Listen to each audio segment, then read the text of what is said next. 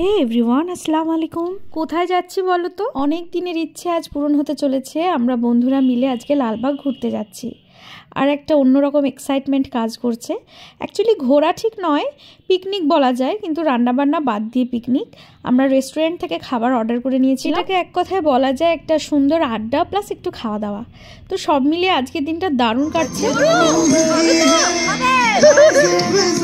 যতই ফ্যামিলির সাথে ঘোরো বেড়াও যাই করো না কেন, কিন্তু বন্ধুদের সাথে এভাবে সময় কাটানোর মজাটাই আলাদা। আজকের খাবার দাবারের সমস্ত কিছুর আয়োজনে ছিল আমি বাদে বাকি বন্ধু বান্ধবরা।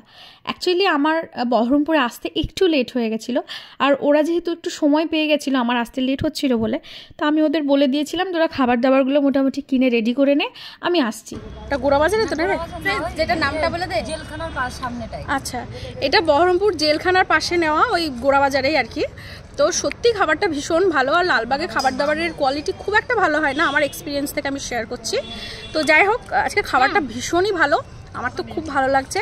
আর তোমরাও যদি এইভাবে বন্ধুদের সাথে পিকনিকের মজা নিতে চাও বিনা রান্নাবান্না করে, তো এখান থেকে কিন্তু খাবার নিতে পারো, খুবই ভালো হবে। বাসন্তী পোলাও আর চিকেন কষা ছিল আজকের মেনুতে। আর ওদিকে ডেজার্ট হিসেবে আমরা রেখেছিলাম পেস্ট্রি, অন্য কিছু আমরা সেভাবে ম্যানেজ করতে পারিনি। আর কোল্ড ড্রিঙ্কস এটা ওটা ছিল, চিপস, চকলেট, এগুলোই ছিল। অ্যাকচুয়ালি যেটা আর কি হয় বন্ধুদের সাথে একসাথে বসে খাওয়া দাওয়া। তো এভাবে আজকের দিনটা এভাবে সুন্দরভাবে কাটালাম। আর তারপর চলে গেলাম কাটরা মসজিদে। আর ঝটপট কাটরা মসজিদ ঘোরাঘুরির পরে 3:22 ট্রেন ধরে সোজা চলে এলাম বাড়ি। তো এভাবেই আজকের দিনটা এখানেই শেষ হলো।